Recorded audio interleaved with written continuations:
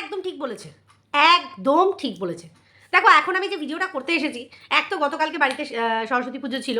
এবার ছোটোবেলায় জ্যাঠাদের বাড়িতে হতো, তো সানিকে আমি ওখানেই পাঠাতাম। কিন্তু যখন এরা দুজনেই পড়াশোনা প্রপারলি স্টার্ট করলো, তা আমি দেখলাম কি এদিক ওদিক অঞ্জলি দিতে পাঠানোর জন্য আমি বাড়িতেই পুজো করি। অলরেডি যখন আমার দুটো পুজো বাড়িতে হয়, আর একটা অ্যাড হলো অসুবিধা কোথায়। তো সরস্বতী পুজোটা সেই অনুযায়ী আমি শুরু করি। আজকে বিগত ৩-৪ বছর হয়ে গেল আমি করছি কন্টিনিউ। আর খুব ভালোভাবে কালকে পুজো সম্পন্ন হয়েছে, যার জন্য আমি কিন্তু একদম কন্ট্রোভার্সি চ্যানেলের ভিডিওর দিকে একদমই আসতে পারিনি, কারণ সম্পূর্ণরূপে বাড়িতে কাজকর্মের দিকেই ছিলাম। সকাল থেকে পুজোর আয়োজনেই ছিলাম। আর দ্বিতীয়ত হচ্ছে যে আমি জাস্ট একটু আগেই ওই চ্যানেলে ব্লগ ভিডিও দিয়েছি, তোমরা কিন্তু দেখো।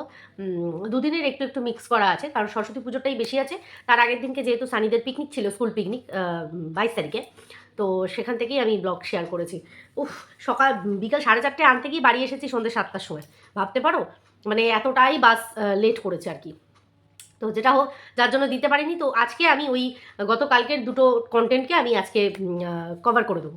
তো ভিডিও শুরুতেই যে ভিডিওটা এখন নিয়ে মানে দিনের শুরুতেই করব, সেটা হচ্ছে নান আদার দেন শুয়ের গতকালকের একটা ভিডিও দেখলাম, যে ভিডিওটায় আমি এই ইদানিংকালে ও যে ভিডিওগুলো এই হালে করছে, এই ভিডিওর আমি একটা পরিষ্কার মানে দেখতে পাচ্ছি বিষয়।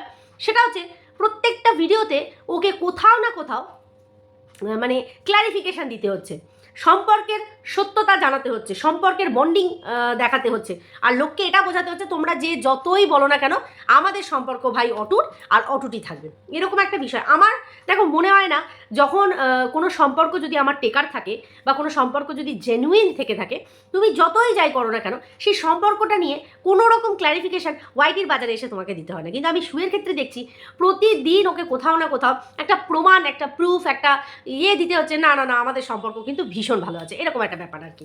তো ঠিক সেই রকমই একটা ঘটনা ঘটেছে। তোমরা জানো যে গত পরশু নিপা কাকিমা শুয়ের বাড়িতে গেছে। এটা নিয়ে অনেকেই অনেক অবজেকশন করেছে, আর আমিও বলেছি যে এই ধরনের মানুষরা কান বাড়িতে কেটে রেখে দিয়ে যায়। দেখো আমি সেই বিষয়ে কটা কথা বলবো, তার আগে আমি বলি welcome back to my channel.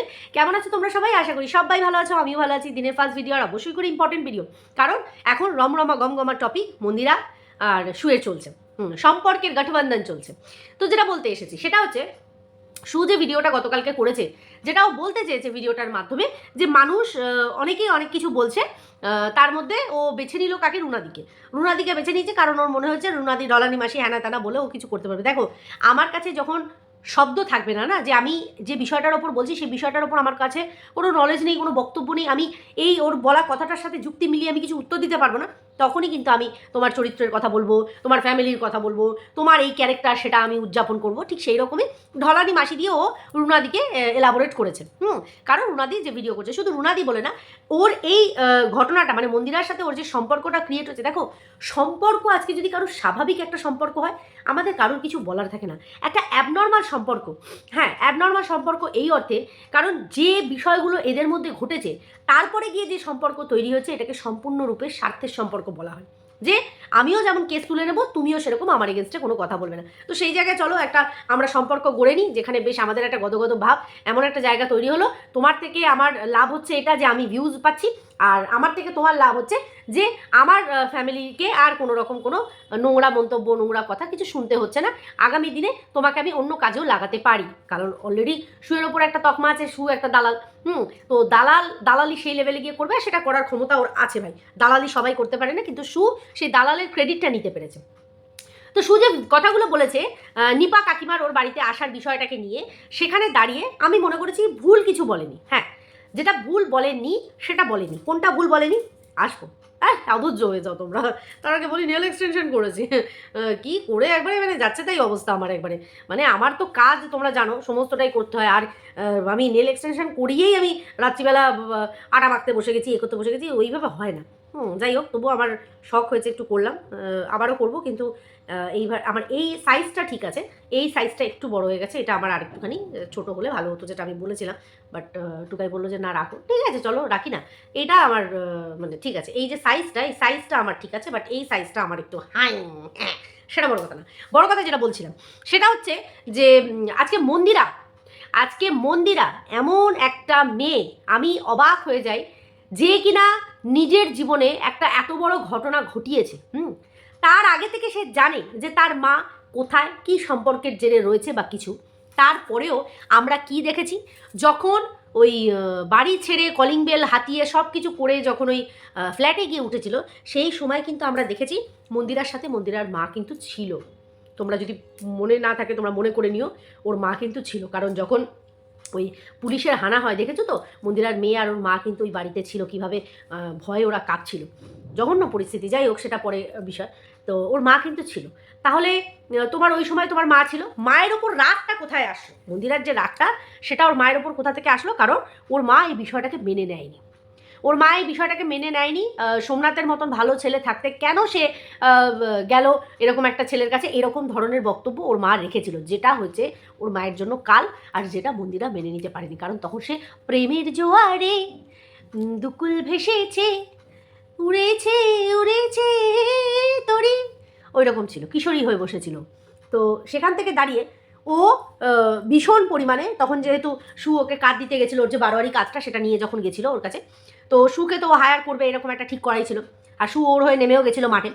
এবার ঘটনাটা হচ্ছে, ওর মায়ের হয়ে গেছিলো এটা অন্যায় বলা। দেখো, মা যতই খারাপ হোক, এটা মাথায় রাখবে, মা যতই খারাপ হোক, বাবা যতই খারাপ হোক, বিশেষ করে মায়ের কথা বলছি, তারা কিন্তু কোনোদিনও চায় না তাদের সন্তান খারাপের দিকে যাক। বুঝতে পারছো আমি কী বলছি? সন্তানের কিন্তু তারা ভালোটাই চায়, যে আমি যে জীবনটা অতিবাহিত করেছি সেটা আমার মেয়ে বা আমার ছেলে করবে না, বিশেষ করে মেয়ের ক্ষেত্রে। এইটাই হয়ে গেছিল মন্দিরার মা, মানে নিপা কাকিমার চাওয়া একটা খুব বড় ভুল। সে নিজের জীবনে যে পরিস্থিতিতে গিয়ে দাঁড়িয়েছিল, তার বাবা কীরকম ছিল, মানে মন্দিরার বাবার কথা বলছি, সেটা আমরা সবাই দেখেছি। সেখান থেকে দাঁড়িয়ে নিপা কাকিমা যে জীবনটা বেছে নিয়েছিল, সেটা একরকম একটা অন্য পরিস্থিতি। সেখান থেকে দাঁড়িয়ে মন্দিরা যে পরিস্থিতিতে একটা এই জীবনটা বেছে নিয়েছিল, সেটা তার মা মেনে নিতে পারেনি, যার জন্য মন্দিরা কিন্তু এই সুকে হায়ার করে দিয়েছিল মায়ের বিষয় ইনফরমেশান দিয়ে, যে মাকে তুমি এইভাবে বলো। আমি সুয়ের একটা কথা আমি প্রশ্ন করব সুকে, যে ও বলছে যে যেখানে ওর পেটের সম্পর্কের মেয়ের সাথে মায়ের সম্পর্ক ঠিক হয়ে গেছে, তাহলে আমরা আমাদের মধ্যে ভুল বোঝাবুঝি রাখবো কেন? না, কখনোই রাখবি না, কেন রাখতে যাবি? এই বিষয়টার উপর এর আগেও আমি ভিডিও করেছি, যে ক্ষমা করে দিয়ে এগিয়ে যাওয়া। যেখানে মন্দিরার সাথে ওর মায়ের সম্পর্ক ঠিক আছে, সেখানে সুয়ের দোষটা কোথায়? তোর দোষটা কোথায় জানিস? যখন কেউ তোকে এসে বলছে যে আমার মা না রাখেল, আমার মা না রক্ষিতা, তুই এইভাবেই বলবি, বুঝলি কি? তুই আগ পিঠ চিন্তা না করে শুধুমাত্র তোর as a content, as a ভিউজের লোভ আর ডলারের লোভ, একটা চ্যানেলের ভিউজের জন্য, চ্যানেলে গ্রো করার জন্য তুই হাত পা ধুয়ে পড়ে গেছিলিস নিপা কাকিমার পেছনে। তাকে রাখেল, রক্ষিতা এই শব্দগুলো বলে আমি তাকে পুনরায় খারাপ বা কষ্ট দিতে চাই না, কিন্তু আজকে তাকে এইভাবে মানে ভরা সমাজে, ভারী বাজারে বিক্রি করে দিয়েছিলিস তুই। মেয়ে বিক্রি করতে বললো আর তুই বিক্রি করতে বসে গেলি। যেমন এই যে তুই বলছিস না যে কেউ সোমনাথের ব্রেন ওয়াশ করতে চাইছে, কেউ নিপা কাকিমার ব্রেন ওয়াশ করতে চাইছে, আসবো ব্রেন ওয়াশে। তা তুই কী করে ব্রেন ওয়াশ করে নিয়ে বসে গেছিলিস? তুই কেন তখন নিজের ব্রেন খাটাসনি যে না আমি এই কথাগুলো বলবো না? দেখ মন্দিরা, তোর মা তো যতই হোক না কেন, আমি তাকে এরকম বক্তব্য দিতে পারি না তার এগেনস্টে। বলেছিলিস? বলিসনি, কারণ নিজের ব্রেনটাকে তুই ওয়াশ করানোর জন্য, ইউজ করানোর জন্য তুই লোকের হাতে তুলে দিয়েছিলিস, যে তোরা যে যে পথে বলবি আমি সেই পথেই চলবো। তোর মুখে মানায় যে কে সোমনাথের ব্রেন ওয়াশ করছে, কে নিপা কাকিমার ব্রেন ওয়াশ করছে? পড়ে রইল সোমনাথ আর নিপা কাকিমা, এদের ব্রেন ওয়াশের দরকার নেই। এরা লাচার, এরা লাচার লাচার, এদের কিছু করার নেই, বুঝেছিস? সোমনাথকে পুরোপুরি ভরণ পোষণ দেয় মন্দিরা, তো সেখানে ওকে থাকতেই হবে, সবচেয়ে বড় কথা। নাহলে সোমনাথের কুলাবে না ওই রকমভাবে মেনটেন করা, যে ল্যাভিশলি লাইফ ওরা চালাচ্ছে। আর পড়ে রইল নিপা কাকিমা, তার তো সব কুল গিয়ে এক কুলে এসে ঠেকেছে। তা মেয়েটুকুর ওপরই ভরসা করে তাকে বেঁচে থাকতে হবে। সে কী করবে এখন? এই বয়সে দাঁড়িয়ে সে কী করবে? সে ভালো করে জানে যে তোর চৌকাটে যাওয়া, তোর দ্বারস্থ হওয়া কতটা লজ্জাজনক, কতটা অসম্মানের। কিন্তু তারপরেও তুই ওদের বাড়ি গেছিস, সেখানে গিয়ে নিপা কাকিমার সাথে দেখা হয়েছে, ডাজেন্ট ম্যাটার, হয়ে গেছে।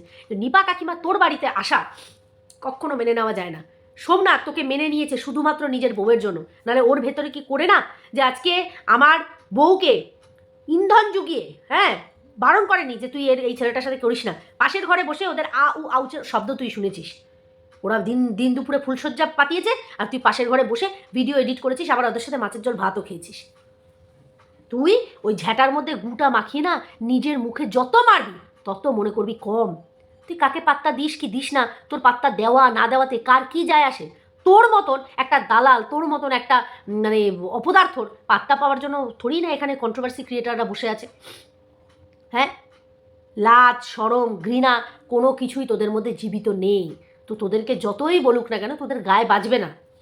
সোমনাথ আর নিপা কাকিমা তো নিমিত্ত মাত্র, এরা তো লাভারিস হয়ে পড়ে রয়েছে, লাচার হয়ে পড়ে রয়েছে, ওদের কিছু করার নেই, কিচ্ছু করার নেই, মন্দিরার ওপর ডিপেন্ডেন্ট তারা।